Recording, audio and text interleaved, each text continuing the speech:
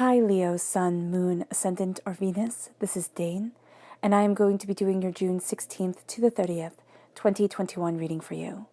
Now I ask if this reading resonates with you, don't forget to like, comment, and subscribe. If you're interested in any of the cards that I'm using, they will all be listed and linked in the description box below. Now before we begin this reading, let us clear the energy space, raising our own energy vibration and releasing any negativity. So take a nice deep breath in, exhaling whenever it feels comfortable for you.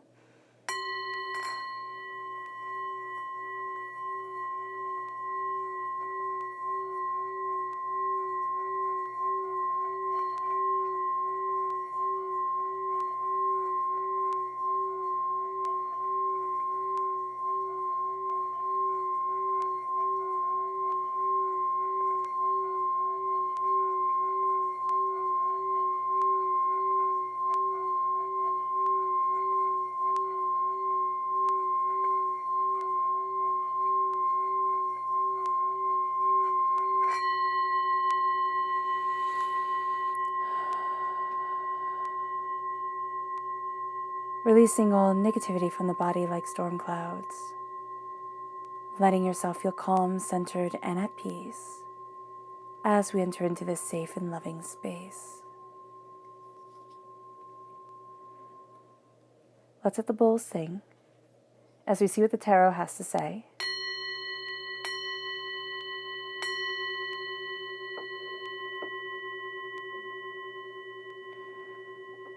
Leo, June 16th to the 30th, 2021, Leo. June 16th to the 30th, 2021, Leo. Leo. Angels and spirit guides, show me clearly. Guide this reading. This one, there we go. Leo, June 16th to the 30th, 2021, Leo. June 16th to the 30th, 2021, Leo. Angels and spirit guides, show me clearly. Guide this reading and show me clearly.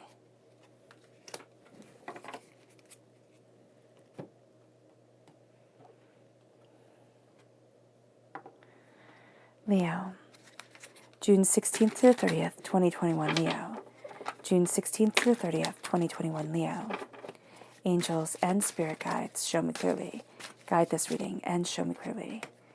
Angels and spirit guides.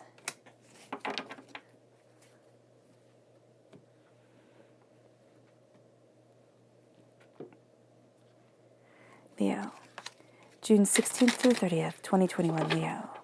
June 16th to the 30th, 2021, Leo. Angels and spirit guides, show me clearly. Guide this reading and show me clearly. Angels and spirit guides.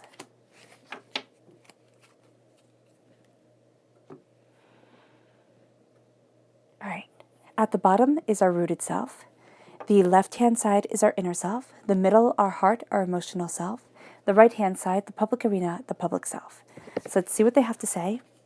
We have the 10 of Pentacles, and we have the Ace of Wands. So there's a gift coming just for us, and the 10 of Pentacles is beautiful. It's prosperity that lasts for generations. So that's marvelous. In our inner self, we have the Hanged Man. We're seeing things differently than others. The Page of Swords, air sign energy, Gemini, Libra, Aquarius. And the 5 of Wands, interesting. The 5 of Wands is, of course, battles. In our emotional self, we have the 6 of Cups and the 5 of Cups. That's an intense heart during this time. It is. And then our public arena is the 7 of Swords and the 2 of Cups. The 2 of Cups is the minor arcana Lovers card. The 7 of Swords is saying there's a way that we're moving forward. There are some things that we have to leave behind in the public arena, but there's also a really distinct warning here about either people kind of double talking, like they say something and they mean something else, or there's a sense of just outward lying during this time. So I would be very mindful of people. There's a healing going on. There's a healing. It can be from past lies, past hurts. The repeat of the number 5 means we're finding a road towards our own individual freedom and power and greater understanding. So let's look at our chakra energy. Leo, June 16th to 30th, 2021, Leo. Leo. angels, and spirit guides. Soul's healing, which is the soul star chakra located 6 inches above the crown. There's a real sense of healing and coming into our power, but also during this time, there is the sense of divine healing being a part of us. We're going to kind of be looking at things in a very different light, in a very different way, and it's going to be leading us to this place of healing, to this place of understanding, to this place of a coming together that is going to be needed, and also it's going to be rather enjoyed. It's like, oh wow, I've been waiting for this. And let's look at the energy that we need to be mindful of during this time. What is the energy that Leo needs to be mindful of? June 16th to the 30th, 2021. Leo. Angels. Okay. Let's see this again. Angels and spirit guides, show me clearly. Guide this reading and show me clearly, angels. The Queen of Swords. Now this is air sign energy, Gemini, Libra, Aquarius. But this is also a sense of, for ourselves, us being too blunt with ourselves. It doesn't mean that we hide away from the truth of things, but it does mean that we don't have to be so biting with it. This is also air sign energies who, not air sign energies so much of we're looking at the energy around people.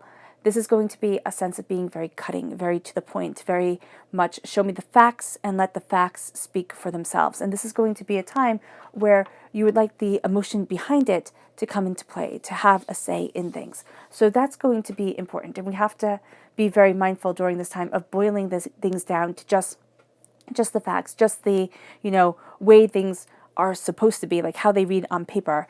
And that's not how life works. Okay, you see it all.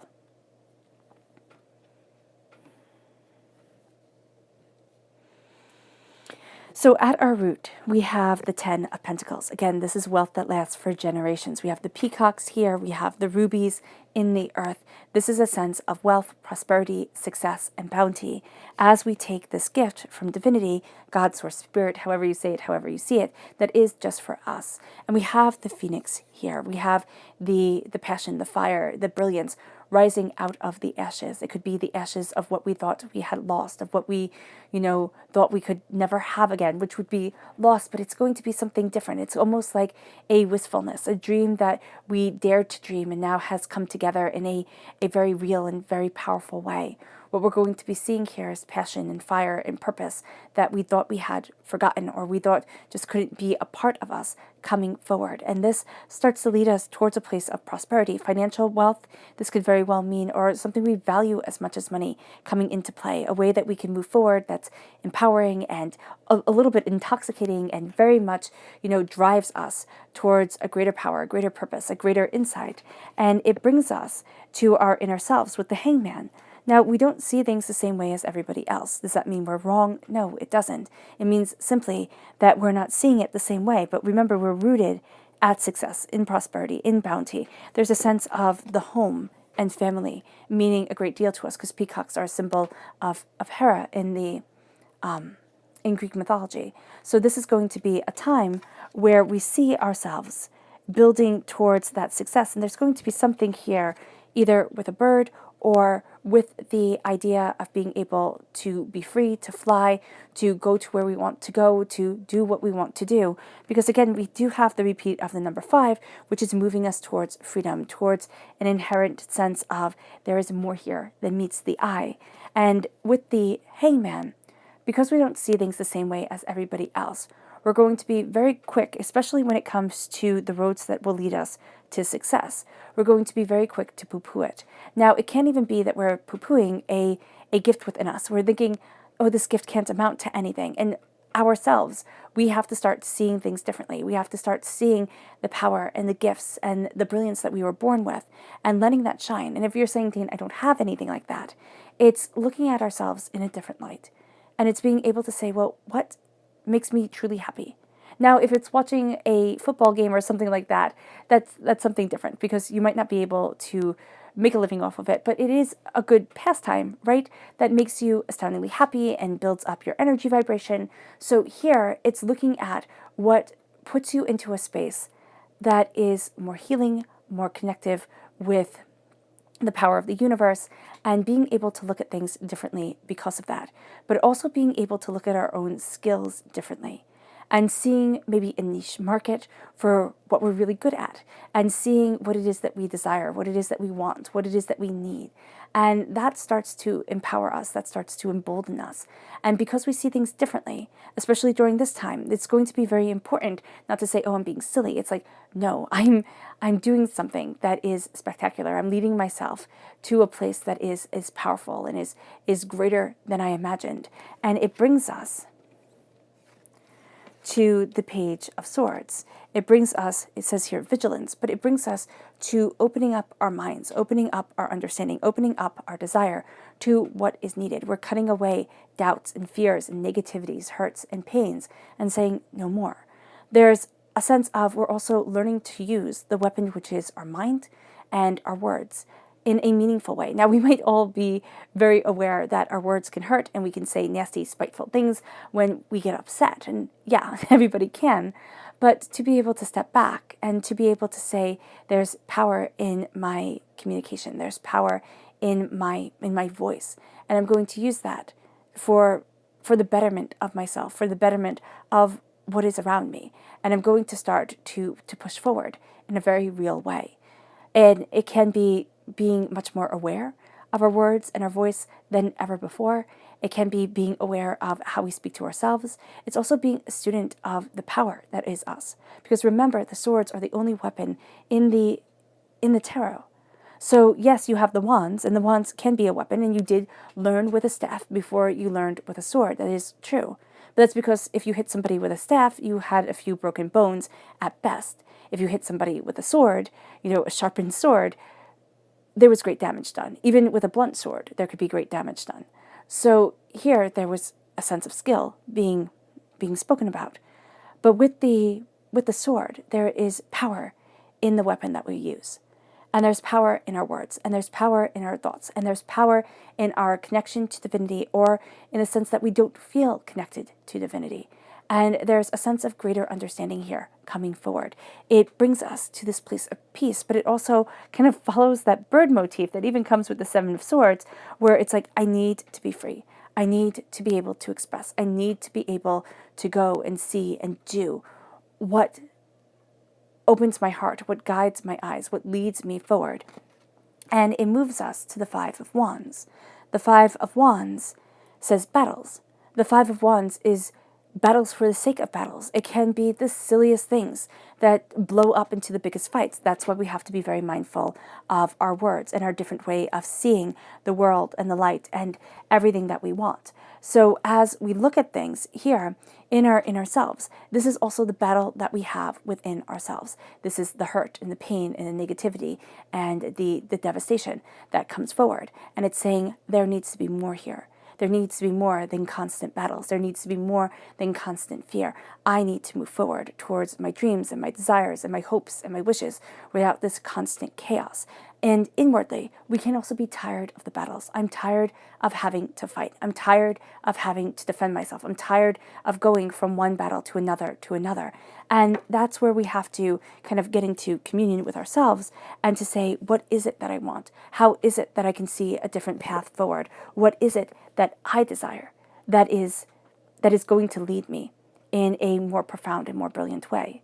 And that brings us to our heart. Because we are in battle with ourselves, right, with the inwardness here. Now, this is also saying here, do not get into if there's office politics or like a family dispute that's going on, not with, with immediate family or with extended family. Don't get involved. Try your hardest not to get involved. There are going to be lies that are being told that you're not going to be privy of. Okay, so that's going to be something to be very, very mindful of here. It's going to be like, okay, I'm going to jump right in. I'm going to do this. But if you step back, you're going to see that the original stance that you would have taken or what you were originally told is not going to be even close to the whole story. So do be mindful of that. With the Six of Cups, there's a sense here of almost being fed up with at times where we are here and now. We're losing sight of the rootedness of us, of the gifts of prosperity, of the passionate beginnings. We're not seeing that because we see things differently, that's okay, that there's a power to this. What we are going to see here is that things were better when, or be very nostalgic for a certain time, a certain place, a certain person. This can also be somebody who, or something that wasn't really that good for us. But because we're only remembering the good things, we want to draw back that energy, that time. This makes us nostalgic because the past is a lot of pain, because we can't go back. We can't go back into the past. We can't go back and live what is already done. Now, this can also be that as we have the battles with our inner selves, or as we listen to the battles of the world around us, we start to remember that we're not good enough, that we will never be able to stand in the place that we want to stand, or do what it is that we want to do, and move forward in the way that we want to move forward. And so the Six of Cups comes in and says, don't you remember? Don't you remember that curse spoken over you? And it doesn't even have to be that that person thought of it as a curse. They could have just told you you're not very talented. And they could have thought that they were doing you a good thing. Why have you fail? You should just know right off the bank that you weren't going to do well. And so they gave that to you. They said that to you. And it changed everything. It changed the direction of the way that you would have gone. I had an art teacher in grade school who was just like, oh no, you're not very good. And I wanted to draw so badly. But because she said I wasn't good, I walked away from it. So here, it's like, don't let somebody have their opinion trump what you feel inside. Because that's just not fair to you. And so the Six of Cups can be bringing up pain that you didn't even remember. You didn't even remember your art teacher in grade school. You didn't even remember that, one day your mom or your dad or your caregiver got mad and said something that was hurtful towards your dreams. But in your subconscious, you have. And your heart remembers it. And now it's time to free yourself from that. And it's time to move forward. Because the past doesn't get to rule the present. It just doesn't. And the Five of Cups very much falls into this. You change your mind, you change your life.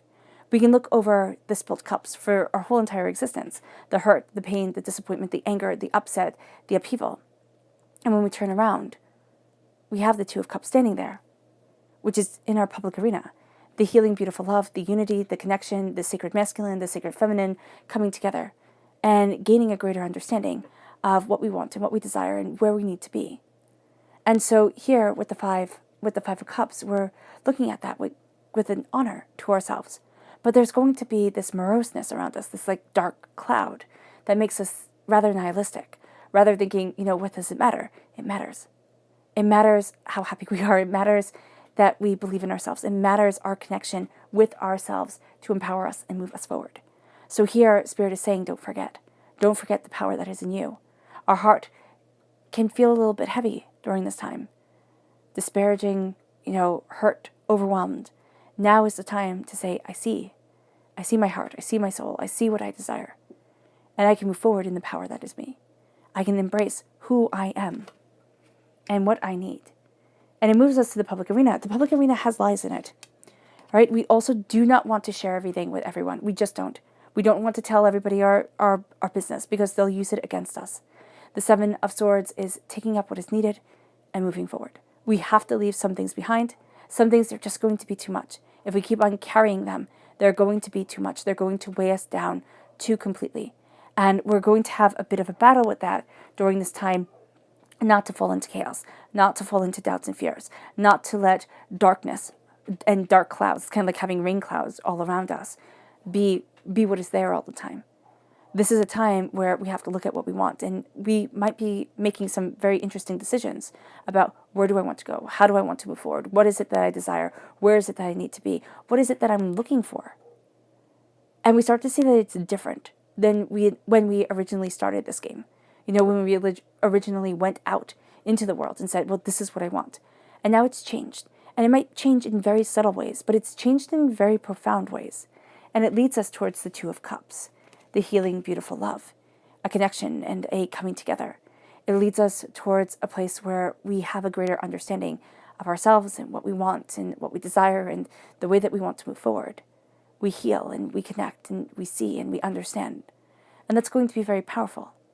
During this time, to have that power of connection, to have that power of insight, is going to change us in the public arena. This is also a connection with somebody who we've long been out of touch with, or we've always felt like there was once this really great connection and then we've lost it with that person. That starts to come forward during this time. right? And it can be for some of us after a time of secrets, after a time of hardship and pain and doubt and disappointment, we start to connect. And that connection makes things greater than they were before. Our subconscious chakra message is self-mastery. And this is the solar plexus chakra. So here within the solar plexus chakra, we're looking at our gut, we're looking at what we desire, we're connecting with our heart and our soul and ourselves. And this gives us power to fall into alignment. We're looking at ourselves with more honesty, with more realizations and actualizations than ever before. And it's like, oh, well, this is what I needed. This is what I want. This is what I desire. And it moves us to our subconscious negative energy, or energy to be mindful of, which is the Aquarius energy, July 20th to February 18th. It is also the energy of do not let your dreams take over, or do not let somebody's words that sound too good to be true take over, because they are going to be. Don't be lured off, off the path by the idea of grandeur. Here it's balancing the inner world, the spiritual world, with the awakened world. And it's being able to see the harmony and the power and the insight and the understanding within ourselves. And this is a time where dreams can seem more alluring than reality. But we have to be very mindful not to fall down that path, because there's so much here that we're putting together. There's so much here that we're healing. And if we let dreams be more powerful than reality, we're letting the pain of the heart take over. Because the pain of the heart says, I don't want to deal with all of this. I want to go back and I want to escape. I want to escape the pain, and I want to escape either the negative words that were spoken over me, or the negative experiences that I've had, or it's I want to go back to that time where things were simpler and I was safe, before everything got complicated and the weight of the world got put on my shoulders and it feels too much to bear. It moves us then to our subconscious. Not that one. This one. Our subconscious rooted message, which is the Chariot, which is Cancer energy. And if you're born on the cusp with Cancer, this part of your personality will come out even more, or if you have Cancer within your chart. This is a time where the riddles guide us, the riddles of the subconscious and the riddles of the conscious, but this is a time where we need to see the balance between them, so we're not driving in two different directions, being pulled in two different directions, and falling apart because of it. This is a time where we need to realize that the heart is powerful, and that the heart's power is greater than we've ever realized. And let that move us to be aware of our dreams and our desires. But it's kind of like the poem If you can dream and not make, if you can think and not make thoughts, if you can dream and not make dreams your master, that's it. If you can dream and not make dreams your master, if you can think and not make thoughts your aim. And that's what we need to do here. And it sounds like a complete another contradiction. But if we can come together in our power and in our understanding and move ourselves forward, that becomes the game changer. And that is going to be the game changer for us during this time, to embrace our power, to embrace our understanding, to move ourselves forward. The subconscious inner self message is the Seven of Swords. Here it is betrayal. Yes, it is getting things together and not letting ourselves be betrayed. It's not letting ourselves give away everything so that people know it all, so that they can take us by eyes. It's really standing in our power, standing in our understanding, taking what is necessary, leaving behind what isn't, and saying there's more here than I know, and I'm going to discover it. It brings us then to our subconscious emotional message, which is the Three of Pentacles. Emotionally, we're not going to be able to do this by ourselves. We need to connect. And we also need to not sell ourselves short, there we go, by saying, oh no, it's everybody else's, thing. I didn't do anything, because we have contributed greatly. But we also need to not say, oh, I did this all by myself. There's a sense of, oh, it was a whole village, I didn't have anything to do with it mentality, and then I sprouted fully formed from the head of Zeus like Athena mentality. It's like, no, there's a balance. And I need to embrace that balance. I need to collaborate either with spirit and with my angels and with divinity, or I need to collaborate with those who I hold in my sacred circle of life and living, and be able to move myself forward this way. Also, journaling. It could be journaling, or it could be posting letters to ourselves to see where we are. Like one day we just sit down, and if we're having a really bad day, we just write it out. And then we get that letter from ourselves and we read it, and it's like, oh, wow, that was ridiculous to get so upset over that. Or, oh my gosh, yes, that was such a hard, trying time. I completely, empathize with my past self. So that could be a way to connect. That brings us the past, the present, and the future. Like, what will I do in the future to not let myself fall into this pattern again? Our subconscious, public arena self, outer self, is the fool. We have to take a leap towards an adventure, towards a journey we didn't think we'd be going on. There's a sense of saying there's more here than meets the eye. There's more to this world than I have seen, and I get to explore it. I get to go after it, and I want to.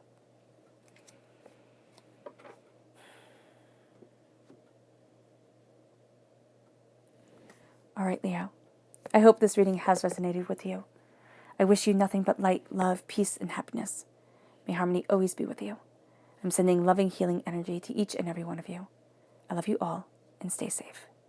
Let's end this reading with a meditation, a clearing away of negative energy, a raising of our positive energy as we embrace our passion and our gifts. And we let the wealth within our life come forward. So take a nice deep breath in, exhaling whenever it feels comfortable for you.